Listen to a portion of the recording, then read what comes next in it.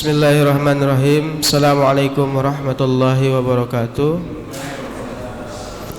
Alhamdulillahilladzi alafa baina qulubina fa asbahna bi ni'mati ikhwana. Asyhadu an la ilaha illallah wahdahu la syarika lah wa asyhadu anna Muhammadan abduhu wa rasuluhu alladzi la nabiyya ba'da. Alhamdulillah, Bapak Ibu jamaah yang dirahmati oleh Allah Subhanahu wa taala. Pada pagi hari ini kita kembali melaksanakan kajian kita seperti minggu-minggu biasanya. Alhamdulillah di hadapan kita telah hadir Al-Ustadz yang akan memberikan pelajaran pengajian kita pada pagi hari ini. Untuk mempersingkat waktu, mari kita buka pertemuan ini dengan lafaz basmalah. Bismillahirrahmanirrahim. Kepada Ustadz kami persilahkan. Bismillahirrahmanirrahim. Assalamualaikum warahmatullahi wabarakatuh. Innal hamdalillah wassalatu wassalamu ala Rasulillah la haula wala quwwata illa billah. Asyhadu an la ilaha illallah wahdahu la syarika lah wa asyhadu anna Muhammadan abduhu wa rasuluhu alladzi la nabiyya wa la rasula ba'dah. فقد قال الله تعالى في كتابه الكريم أعوذ بالله من الشيطان الرجيم بسم الله الرحمن الرحيم إن هذا القرآن يهدي للتي هي أقوم ويبشر المؤمنين الذين يعملون الصالحات أن لهم أجر حسنا وقال نبينا محمد رسول الله صلى الله عليه وسلم اقرأوا القرآن فإنه يأتي يوم القيامة شفيعا لأصحابه صدق الله العظيم وصدق رسوله النبي الكريم ونحن على ذلك من الشاهدين والشاكرين والحمد لله رب العالمين. Bapak Ibu jamaah salat subuh yang dimuliakan Allah Subhanahu wa taala, bersyukur kita kehadiran Allah Subhanahu wa taala pada pagi yang penuh keberkahan dan kemuliaan ini.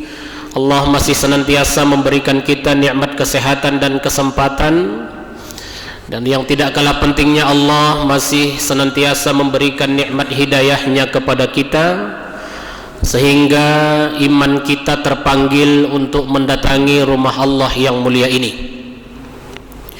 Maka kata Rasulullah sallallahu alaihi wasallam dalam hadisnya, man kharaja fi talabil ilmi fahuwa fi sabilillah. Barang siapa yang keluar dari rumahnya dengan niat untuk mencari atau menuntut ilmu, maka dia di dalam naungan Allah, fi sabilillah, di jalan Allah, hatta yarji', sehingga dia kembali ke rumahnya. Maka kita bersyukur Allah senantiasa memberikan kita nikmat hidayah.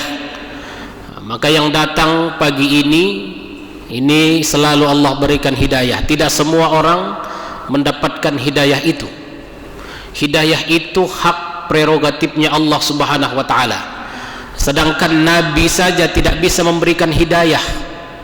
Maka di sirah nabawiyah itu ketika paman Nabi Abu Thalib itu di akhir hayatnya tidak sempat mengucapkan dua kalimat syahadat.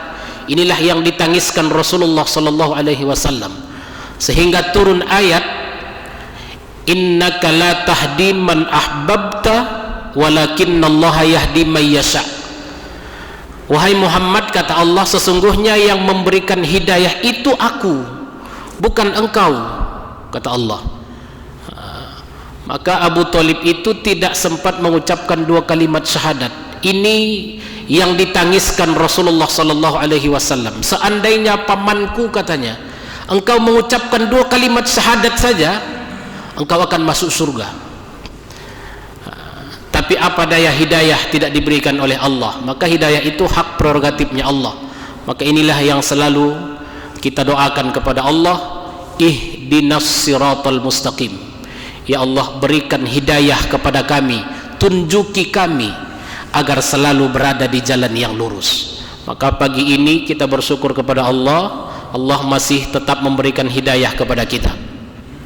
Salawat dan salam kehadiran baginda Nabi sallallahu alaihi wasallam Allahumma salli ala sayyidina Muhammad wa ala alihi wa sahbihi wa sallim. Mudah-mudahan dengan selalu dan senantiasanya kita membacakan salawat dan salam kepada Nabi, dan istiqomahnya kita menjalankan segala sunnahnya dalam kehidupan ini, insyaallah kita akan mendapatkan syafaatnya di yaumil qiyamah kelak. Amin, amin ya rabbal alamin. Bapak Ibu jamaah salat subuh yang dimuliakan Allah Subhanahu wa taala, subuh kali ini kembali kita melanjutkan kajian tahsinul Quran kita, mengkaji, mengulang kembali untuk membaguskan bacaan Al-Quran kita. Setelah di bulan lalu kita istirahat karena malamnya kita maulid, seharusnya subuhnya kita pengajian tahsinul Quran, tapi kita liburkan. Maka bulan ini, subuh kali ini kembali kita lanjutkan. Mudah-mudahan dengan seringnya kita mengkaji tahsinul Quran, seperti yang pernah saya sampaikan, hukum membaca Al-Quran itu sesuai dengan hukum tajwidnya itu fardu ain, tapi mempelajari tajwid itu fardu kifayah. Ada berbeda. Mempelajari hukum tajwid itu hukumnya fardu kifayah, tapi membaca Al-Quran sesuai hukum tajwid itu fardu ain. Berarti kan berkaitan dia. Fardu kifayah itu kan pengertiannya ketika di satu kampung itu satu orang saja yang mempelajari hukum tajwid itu, maka satu kampung itu tak berdosa lagi. Nah, itulah fardu kifayah itu. Sama dengan mengurus jenazah. Misalnya ada orang meninggal di satu kampung, tak ada yang mau mengurusnya, atau mungkin dia karena kejelekannya atau lain hal, tak ada orang yang mau mengurusnya, maka berdosa satu kampung tuh. Tapi ketika satu orang saja yang mengurusi jenazahnya, mulai dari memandikan, mengkafani, mensolatkan, menguburkan, maka gugurlah dosa satu orang kampung itu. Itulah fardu kifayah itu. Kalau fardu ain itu wajibnya untuk pribadi kita, sama dengan solat 5 waktu. Solat 5 waktu itu hukumnya fardu ain untuk kita sendiri, wajib untuk diri kita sendiri, tak ada kaitannya dengan orang lain. Begitu juga dengan membaca Al-Quran sesuai hukum tajwidnya fardu ain, tak ada sangkut pautnya dengan orang lain. Sedangkan mempelajari tajwid itu fardu kifayah. Kalaulah tak kita pelajari hukum tajwid itu, bagaimana mau bacaan Al-Quran kita sesuai dengan hukum tajwidnya? Berarti kan terpulang kepada diri kita sendiri. Walaupun hukumnya fardu kifayah, maka tetap kita ikut mempelajari tajwid itu. Mudah-mudahan dengan seringnya kita mempelajari hukum tajwid, kita dulu sudah pernah belajar makharijul huruf, kemudian bacaan-bacaan yang lain tajwidnya semua alhamdulillah, dan alhamdulillah nampaknya ada manfaatnya, ada imbasnya. Bacaan Al-Quran kita semakin hari semakin baik, semakin sesuai dengan hukum tajwidnya. Karena ketika kita baca Al-Quran tidak sesuai dengan makharijul hurufnya, maka akan salah artinya. Seperti yang pernah kita contohkan, Allahumma ghufirli, ya Allah ampunilah aku. Allahumma gfirli, ya Allah kafirkan aku. Nah, itu kan perkara makharijul huruf. Sebenarnya yang paling urgen itu makharijul hurufnya. Kalau tajwidnya, misalnya panjang pendeknya, itu tak pala berpengaruh dengan arti. Yang paling berpengaruh dengan arti itu makharijul huruf. Karena ketika salah makharijul hurufnya, maka akan salah artinya. Allahumma ghfirli, ya Allah ampuni aku. Dzunubi, dosaku, pakai huruf dzal. Junubi, pakai huruf jim dibikinnya, hadas besarku. Sunubi, pakai huruf sa, ekorku. Nah, dia kan sudah jauh sekali perbedaan artinya. Maka perlu kita pelajari makharijul huruf itu. Kemarin sudah kita pelajari, nanti kita ulang-ulang kembali. Kita ulang-ulang kembali supaya pas dia. Ini Ustaz kalau sudah tua ini sudah payah katanya. Apalagi gigi sudah mulai ompong, Itu sudah payah. Bilangkan huruf sa itu nggak bisa lagi. Kata, nggak ada giginya lagi kan. Sa, yang penting kita sudah belajar. Ini yang selalu saya sampaikan. Yang penting kita sudah belajar, sudah gugurlah kewajiban itu dari diri kita. Perkara pas atau tidak pasnya itu urusan Allah.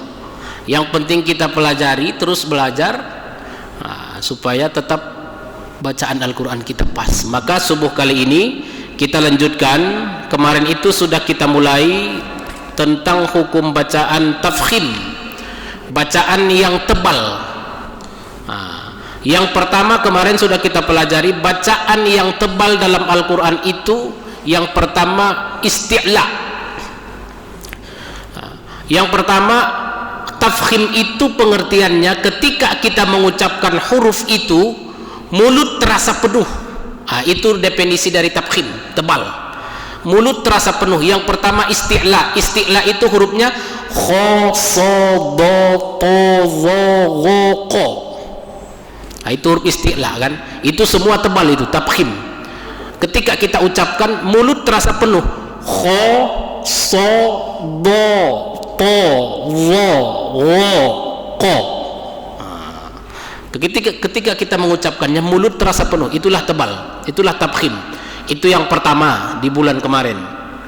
Yang kemarin juga kita sudah masuk di huruf ro itu juga tafkhim.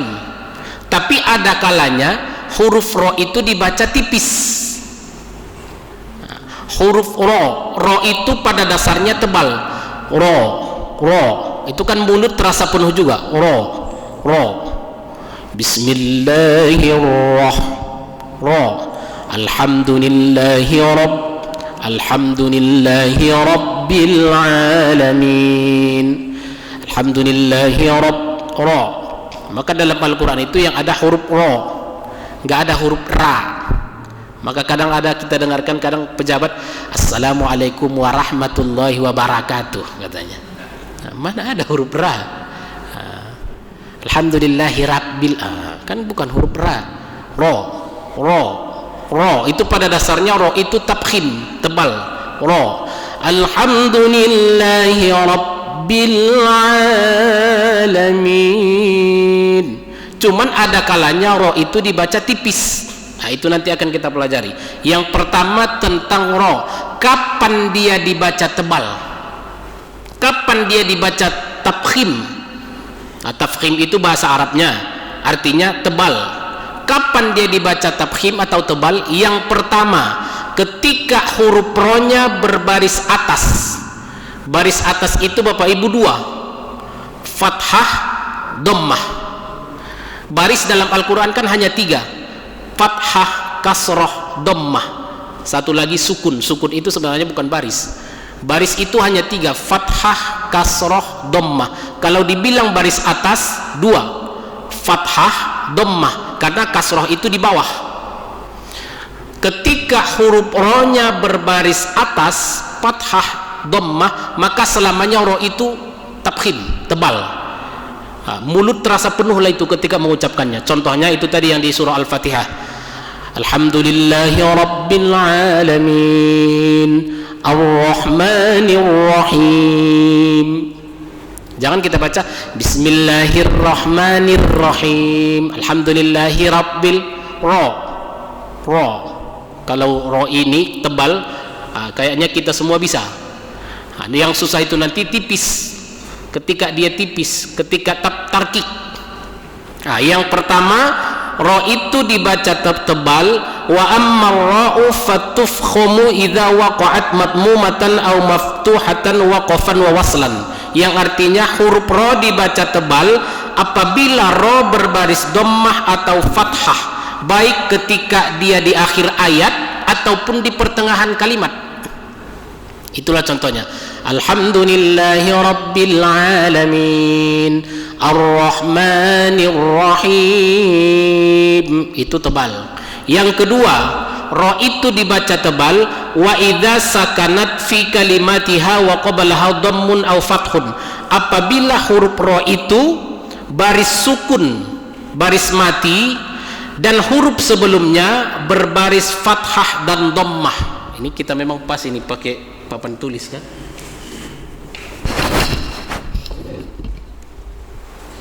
Yang kedua tadi ketika huruf ro-nya berbaris mati atau baris sukun.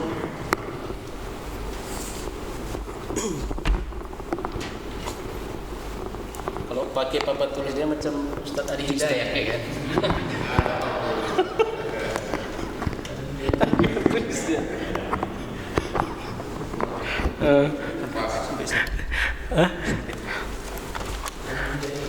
Iya. Macam Adi Hidayat pula rasa kan. Cuma Adi Hidayat nggak pakai kitab, dia udah hafal dia. Belum hafal. Yang pertama tadi ketika huruf ro itu baris atas, contohnya Ar-Rahmanir Rahim.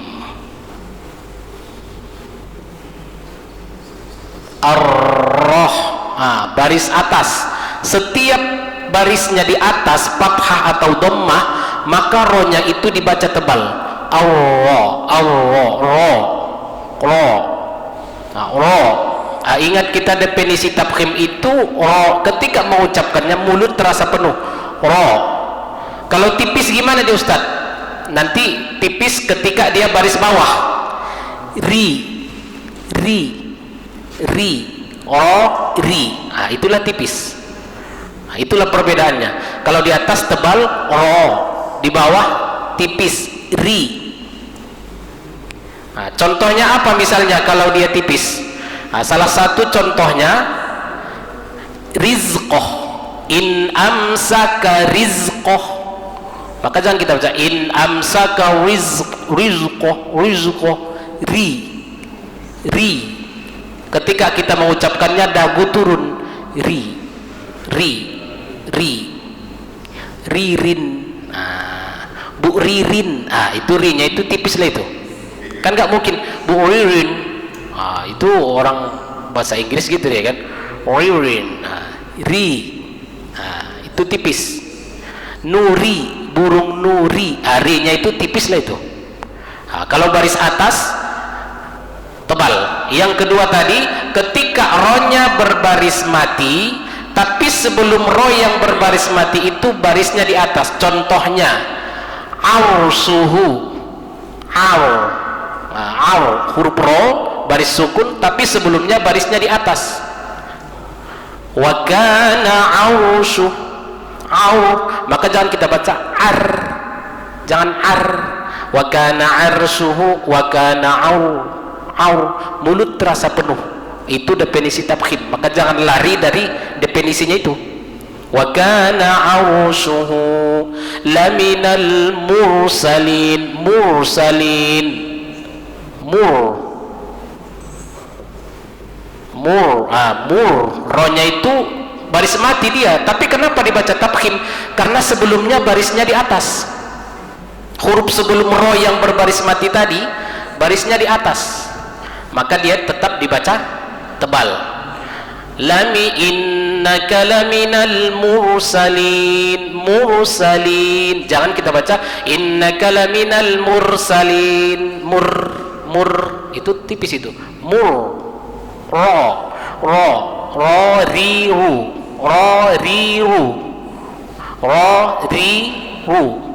Itulah membedakan tafkhim sama tarkik. Yang ketiga, wa idza sukinat waqafan wa qablaha fathun aw dhammun. Ketika huruf ro-nya di akhir kalimat atau akhir ayat, tapi sebelum ro itu barisnya di atas. Kalau ini kan tadi di pertengahan kalimat. Arsuhu. Yang ketiga, ketika huruf ro-nya di akhir ayat atau akhir kalimat, tapi sebelumnya barisnya di atas. Contohnya qaulal bashar.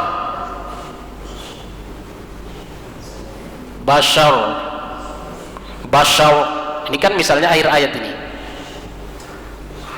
Qaulal bashar fahjur. Di akhir kalimat juga. Fahjur. Jangan dibaca fahjur. Dia berpengaruh dengan kalimat sebelumnya. Yang berikutnya, wa idza sukinat waqafan wa takhallala bainaha wa bainal fathi awid dhamm sakin. Ketika huruf ro-nya berbaris mati, baris sukun, dan sebelum huruf ro yang berbaris sukun itu ada huruf yang berbaris mati, dan sebelumnya berbaris hidup lagi, baris atas. Contohnya, watawasau bil haqqi watawasau bis sabr. Bis sabr. Nah, ini kan akhir ayat ini. Huruf ro dia baris sukun. Kenapa dia baris sukun? Karena dia berada di akhir kalimat. Maka Bapak Ibu, ketika kita baca Quran, setiap akhir ayat itu yang ada angka-angkanya, setiap akhir ayat itu kita baca itu semuanya dibaris matikan, kecuali dia tanwin an. Kalau tanwin an, buang satu barisnya menjadi fathah. Contohnya wadduha, itu asal kalimatnya wadduhan. Wallaili idza sajan, saja. Kalau dia misalnya wadduha, tidak ada barisnya tanwin an, maka dia menjadi wadduh. Sama dengan ini. Ketika kita bacanya ini, jangan kita baca bisobri, bisobr. Jadi rohnya ini tetap tabkhim. Kenapa? Karena sebelum huruf yang berbaris mati ini barisnya di atas. Sama dengan wal asr, wal asr, wal. Jangan kita baca wal asri. Ro ini tabkhim, dia tebal. Kenapa? Tapi baris sebelumnya Ustadz baris mati. Ya, tapi sebelumnya lagi ada barisnya fathah, maka rohnya itu dibaca tebal. Wal asr, wal asr, innal insana lafi khusr. Itu semua yang di surah Al-Asri itu rohnya itu tabkhim. Wal asr, innal insana lafi khusr illa alladhina amanu wa 'amilus solihati wa tawasaw bil haqqi wa tawasaw bis sabr. Itu semuanya ro tabkhim. Jangan dihilangkan rohnya. Wal as, mana rohnya? Itu ada roh di situ. Wal asr. Maka hati-hati juga baca surah Al-Asri ini, bisa lari ke surah At-Tin ya. Wal asr, innal insana lafi khusr illa alladhina amanu wa 'amilus solihati falahum ajrun ghairu mamnun fama yukadzibuka ba'du biddin alaysa Allahu biahkamil hakimin. Datang jemaah, kok jadi panjang wal asri katanya. Hati-hati. Jadi surah wal asri itu semua rohnya itu tabkhim. Yang berikutnya, wa idza sukinat waqafan wa takhallala bainaha wa bainal fathi awid dhammi wawun sakinatun aw alifun. Apabila ada huruf ro di akhir kalimat atau akhir ayat, kemudian sebelum huruf ro itu ada mat, ada huruf alif, ada huruf alif di situ. Contohnya, min tahtihal anhar, anhar, ini huruf alif. Ini sudah pernah saya sampaikan. Apa bedanya huruf alif dengan huruf hamzah? Huruf alif dengan hamzah bedanya, kalau huruf alif tidak pernah berbaris. Huruf hamzah itulah yang berbaris. Bentuknya sama seperti angka 1, tapi ketika dia berbaris itu hamzah, ketika tak berbaris itu alif. Contoh anhar ini tadi, ini huruf hamzah ini. Dulu kan awak pikir kalau hamzah itu seperti angka 4 miring. Ini huruf alif. Ini bisa jadi huruf alif, ini bisa jadi huruf hamzah. Ini menjadi huruf hamzah ketika dia berbaris. Kalau dia tidak berbaris, itu tetap dia huruf alif. Tapi ketika dia berbaris, baik dia barisnya fathah, kasroh, dhammah, itu menjadi huruf hamzah. Ketika dia tidak berbaris, maka dia huruf alif. Maka ini anhar, ini kan ada seperti angka 1 ini, seperti bendera. Ini huruf alif, tak berbaris dia. Maka ketika ada huruf ro di akhir ayat, sebelumnya ada huruf alif, maka ro-nya ini menjadi tabkhim, tebal. Min tahtihal anhar. Satu lagi fis sudur. Ini juga karena huruf mat. Waw sukun. Ro-nya ini tabkhim. Fis sudur. Kalau tabkhim ini belum pala rumit dia, karena cara membacanya masih enak. Bismillahirrahmanirrahim. Yang agak sulit itu nanti di tipisnya, di tarkik, cara membacanya. Ketika bertemu dengan huruf yang ini, barisnya seperti ini, itu dibaca tipis, tarkik. Itu nanti yang agak sulit kita membedakannya. Inilah ro yang dibaca tabkhim. Jadi untuk pertemuan berikutnya nanti baru kita masuki ro tarkik, tipis. Seperti misalnya seperti yang saya sampaikan tadi, ketika ro-nya berbaris bawah, maka ro itu dibaca tipis. Ri, jangan ri,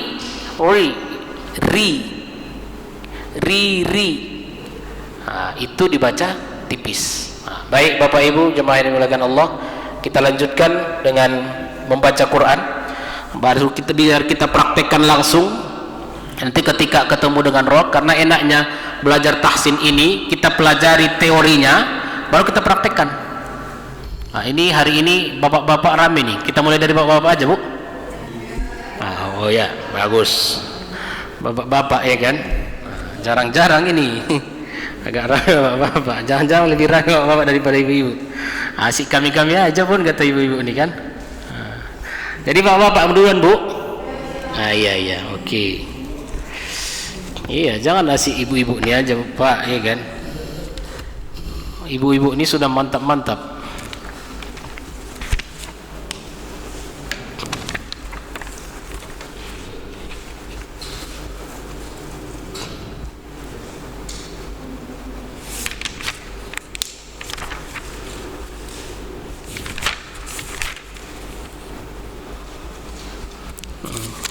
Kita buka surah An-Nisa aja, Pak. Surah An-Nisa ayat 1.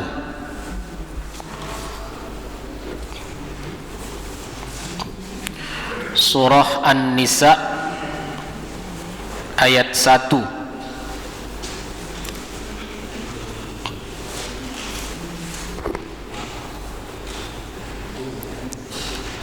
Enaknya pakai mic ini, Pak, ya kan?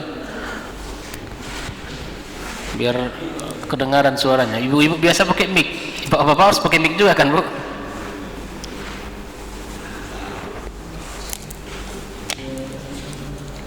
Surah An-Nisa ayat 1. Ya ayyuhan nasu taqu rabbakumul ladzi khalaqakum min nafsin wahidah.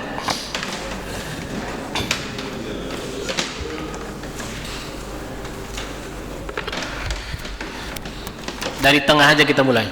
Saya kemarin nanti rindu awak dengar suara bapak udah. Iya. Surah An-Nisa ayat 1.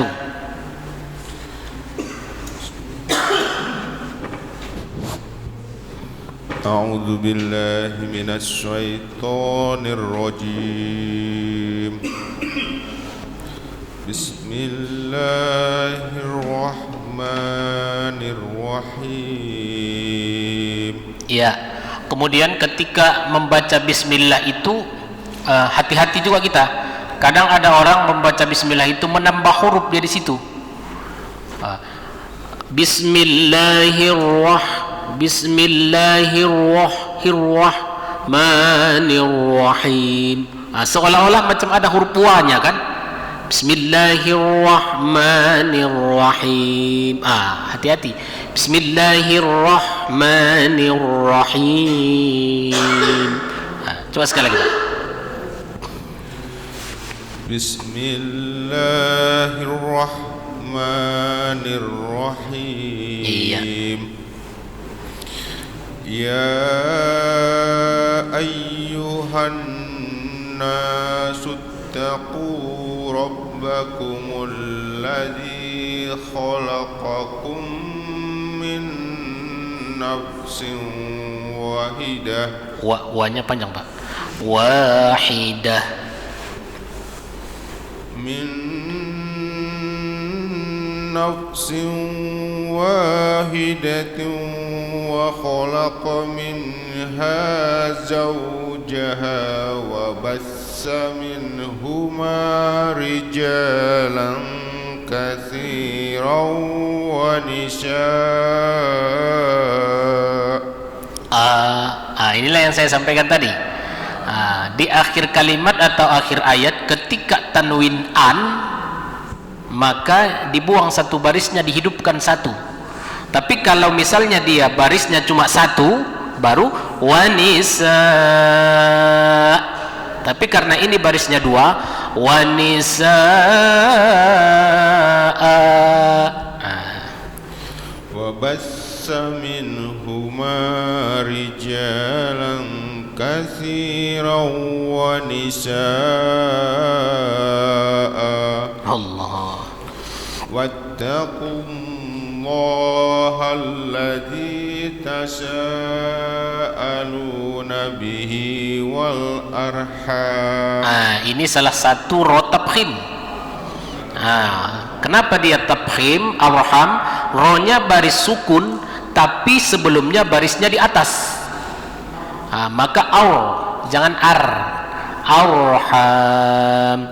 Wattaqullaha alladzi tasaaluna bihi wal arham. Mulut kita terasa penuh. Wal arham. Coba diulang sekali lagi, Pak. Wattaqullaha alladzi tasaaluna bihi wal arham. Allah, Masya Allah. Innallaha kana 'alaikum raqiba. Innallaha kana 'alaikum raqiba. Allah. Wa atul yatama amwalahum wa la tatabaddalul khabitha bit-thayyib wa la ta'kulu amwalahum wa-nya panjang. ولا تأكلوا أموالهم إلى أموالكم إنه كان حوبا كبيرا. الله. وإن خفتم ألا لا-nya panjang. وإن خفتم ألا تقسطوا في اليتامى فانكحوا ما طاب لكم من النساء مثنى وثلاث ورباع. الله. فإن خفتم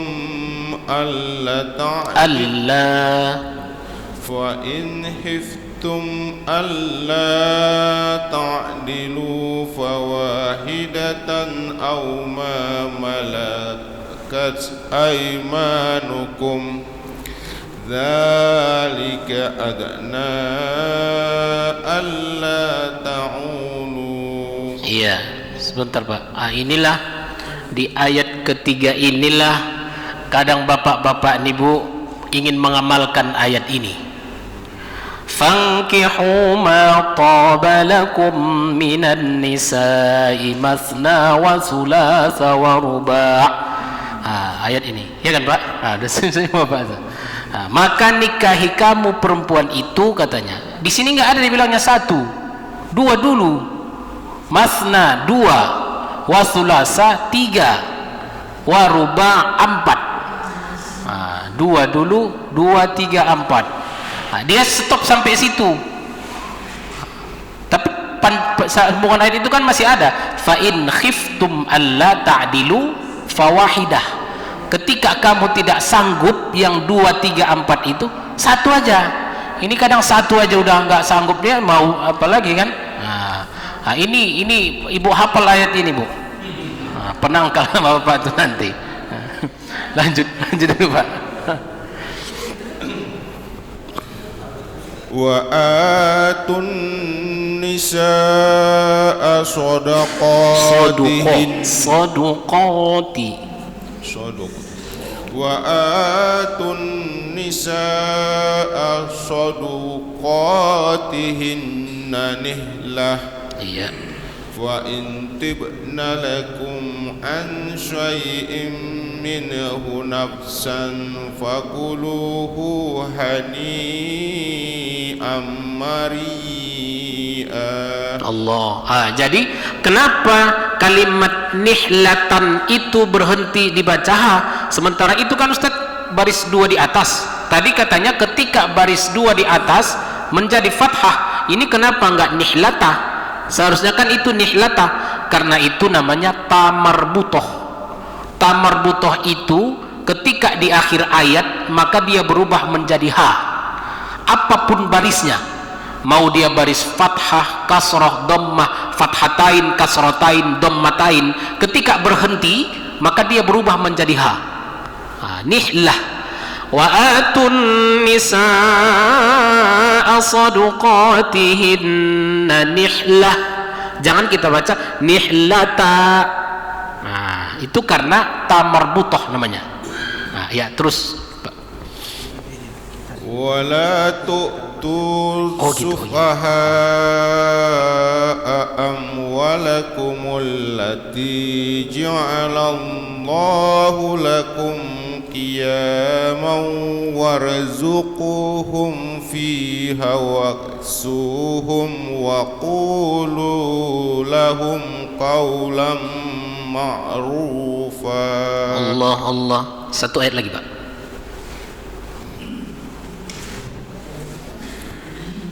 Wabtalul yatama. Iya, kemarin kita sudah pelajari tentang qalqalah. Qalqalah itu ada 2, sugro, kubro. Sugro itu kecil. Apa itu qalqalah sugro? Ketika huruf ba, jim, dal, toko, baju di toko itu berada di pertengahan ayat, baris mati kemudian di tengah-tengah ayat. Contohnya di ini, wabtalul. Dan qalqalah sugro itu pantulannya lebih kecil dibandingkan kubro. Kalau kubro dia misalnya wabtalul, itu kubro. Sementara ini kan sugro ini. Wabtalul. Artinya sugro itu jangan sampai ada bunyi e-nya. Jangan sampai e. Wabtalul. Dia sugro itu hanya sekedar lewat. Wabtalul yatama. Wabtalul. Coba diulang sekali Pak.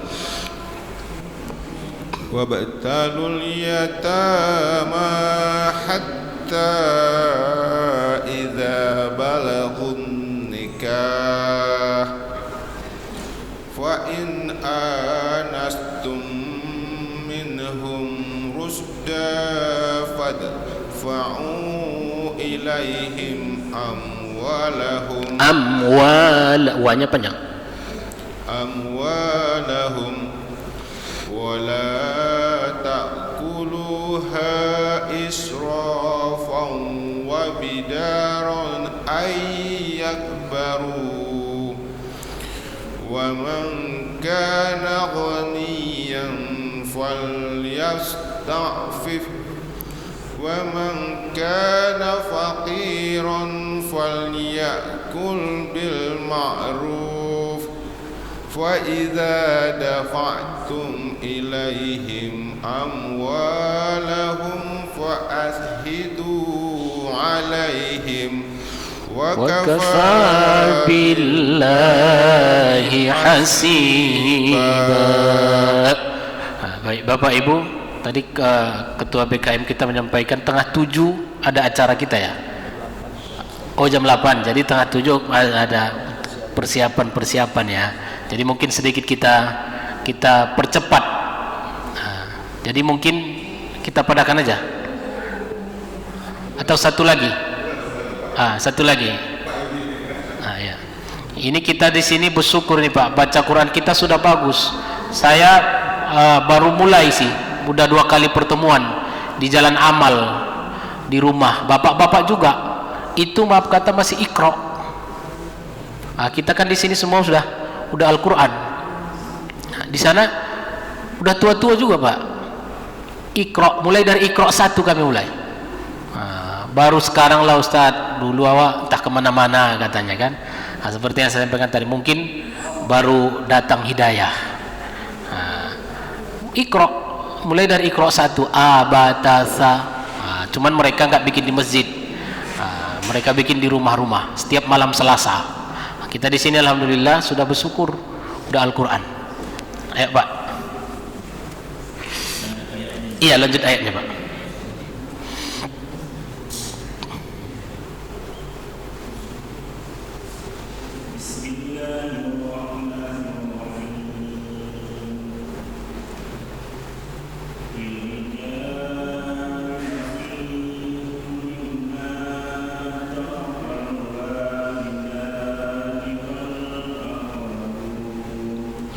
Allah.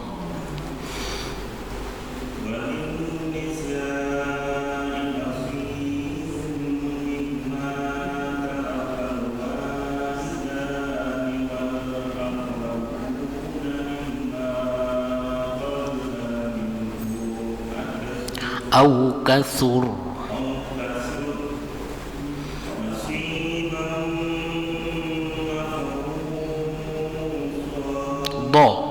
نصيبا مفروضا.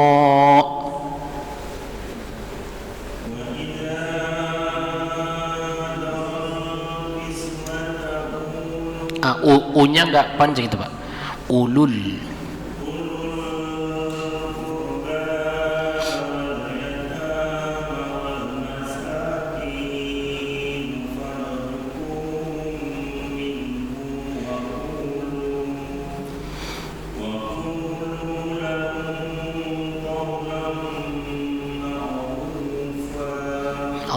Allah ladina itu ada huruf nanya.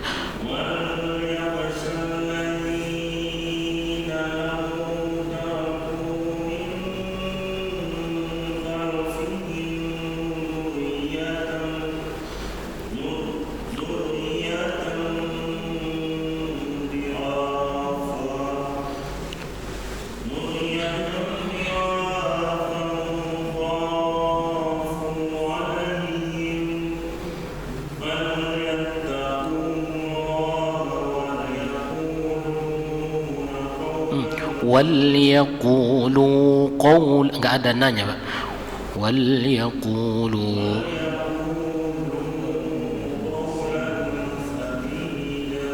Allah.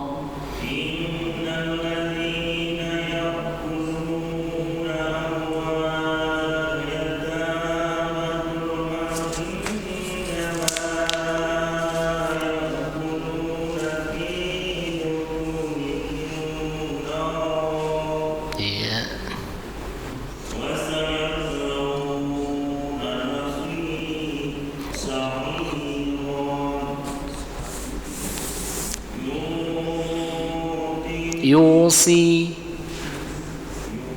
si ya huruf shad itu.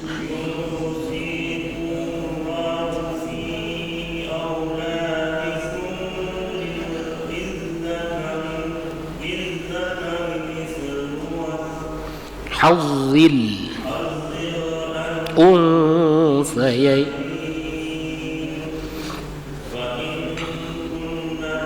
nisa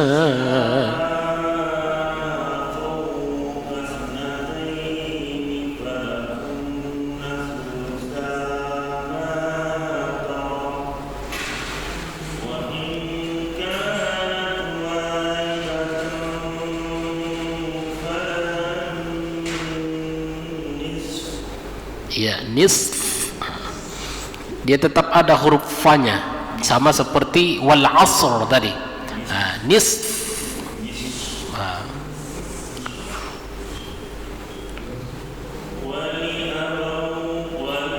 wali abawaihi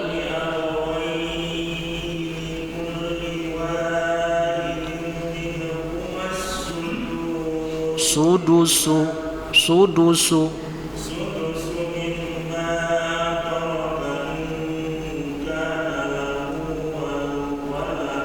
ya, walad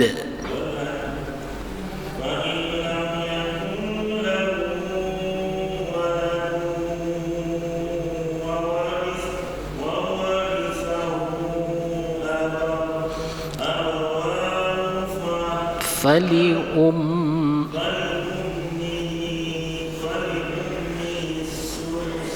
sulus ya.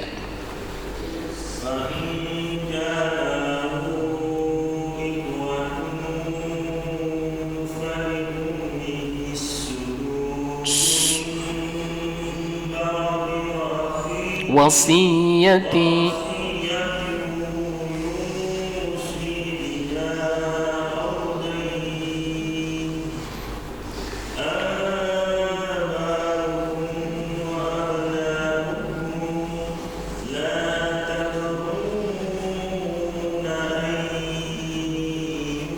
ayyuhum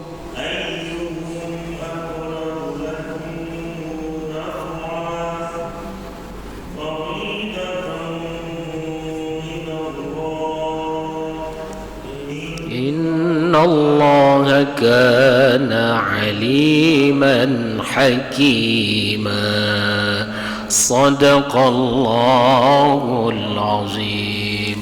Jadi ayat terakhir yang kita baca itu dan selanjutnya di ayat 12 itu tentang ayat pembagian harta warisan. Maka nanti sampai di rumah coba ibu buka kembali surah An-Nisa ayat 11 sampai 12, lihat artinya. Itu tentang pembagian harta warisan yang sekarang ini orang semua hampir bermasalah tentang pembagian harta warisan ini. Cuman kadang ada pertanyaan, bagaimana itu Ustadz? Kami bagi harta warisan itu tidak sesuai dengan yang di Al-Quran. Artinya kami bagi-bagi saja, tapi kami sama-sama ikhlas. Itu boleh, tapi seharusnya dibagi dulu secara hukum faraid. Kalau kita bilangnya firaid, dibagi dulu secara hukum faraid sesuai dengan yang di Al-Quran ini. Bagi dulu, setelah itu baru udah, ini kan udah kita jalankan hukum faraidnya, baru bagi kembali secara sesuai dengan keikhlasan kita. Cuman kadang begitu dibagi sesuai dengan Al-Quran, tak mau lagi dia sesuai nanti kesepakatan, karena lebih banyak nanti bagian dia kalau sesuai Al-Quran. Apalagi misalnya dia anak laki-laki satu-satunya. Makanya di awal tadi kan sudah dibilang di sini, yusikumullahu fi auladikum lidzakari mislu hazzil unsayain. Bahagian anak laki-laki itu 2 bagian dibandingkan 2 bagian perempuan. Nah, dia lebih banyak. Begitu dibagi secara hukum faraid, oh bagianku lebih banyak. Nanti begitu setelah selesai, udah kita bagi rata ya. Oh nggak mau laku, orang Al-Quran dibilangnya lebih banyak bagianku katanya. Di situ pula kendalanya. Seharusnya kita sepakati dulu, kita bikin dulu secara faraid, setelah itu baru kita bagi rata. Kalau mau bagi rata boleh, tapi diawali dulu dengan hukum faraid, hukum Al-Quran. Karena masalah warisan ini luar biasa. Ini yang selalu datang misalnya ke kantor-kantor KUA, hampir tiap hari ada permasalahan harta warisan. Maka nanti coba kita pelajari sampai rumah, buka surah An-Nisa ayat 11 ayat 12, di situ jelas Baik Bapak Ibu, orang-orang tua saya, jamaah salat subuh yang dimuliakan Allah, inilah kajian subuh kita pada kali ini. Mudah-mudahan lewat kajian tahsinul Quran ini kita semakin cinta dengan Al-Quran, kita bacaan Al-Quran kita semakin bagus dan semakin sesuai dengan tajwidnya dan sesuai dengan apa yang dianjurkan oleh Rasulullah sallallahu alaihi wasallam. Dan mari kita akhiri kajian kita subuh ini dengan sama mengucapkan hamdalah walhamdulillahirabbil alamin. Wassalamualaikum warahmatullahi wabarakatuh. A'udzu billahi minasyaitonir rajim. Bismillahirrahmanirrahim. Alhamdulillahi rabbil alamin hamdan hamidina hamdan syakirina hamdan yuwafi ni'amahu yukafi'u mazidah. Ya Rabbana lakal hamdu wa lakal syukru kama yanbaghi li jalali wajhikal karimi wa 'azimi sultanik. Allahumma tawwil umurana wa sahih jasadana wa nawwir qulubana ya Allah binuril Qur'an wa zayyin akhlaqana bijahil Qur'an wa wasi' rizqina bikaramatil Qur'an wa adkhilna al jannata bi syafa'atil Qur'an ya Allah ya arhamar rahimin. Allahumma ja'alna wa auladana wa ahlana min ahlil Qur'an. Allahumma ja'alna wa auladana wa ahlana min hafizil Qur'an ya Allah ya arhamar rahimin. Allahumma jam'an hadha ya Allah jam'an marhuma wa tafarruqna min ba'dihi tafarruqan ma'suma wahdina siratan mustaqima. Rabbana atina fid dunya hasanah wa fil akhirati hasanatan wa qina adzaban nar. Wa sallallahu wa sallam alaihi walhamdulillahi rabbil alamin. Wassalamualaikum warahmatullahi wabarakatuh. Alhamdulillah, terima kasih kepada Al-Ustadz yang telah memberikan pemahaman kepada kita semua. Bapak Ibu yang dirahmati Allah, kami dari BKM Al-Amri kembali mengingatkan, insyaallah nanti pukul 8 tepatnya kita akan ada sholat tasbih, zikir dan tausiah sekaligus pelantikan BKM Al-Amri 2025-2028. Jadi kami mengundang Bapak Ibu sekalian untuk dapat hadir nanti pukul 8 sampai sebelum zuhur ya. Insyaallah sama-sama kita hadir di sini melaksanakan sholat tasbih. Kita ajak keluarga kita untuk dapat hadir bersama-sama di masjid yang sama-sama kita cintai. Baik Bapak Ibu, kami juga menyediakan sarapan pagi bagi kita semua. Mari sama-sama kita untuk menyantap hidangan yang telah disediakan oleh BKM. Mungkin itu saja. Nasrun minallah fadhil qarib wa basyiril mu'minin. Assalamualaikum warahmatullahi wabarakatuh. Waalaikumsalam.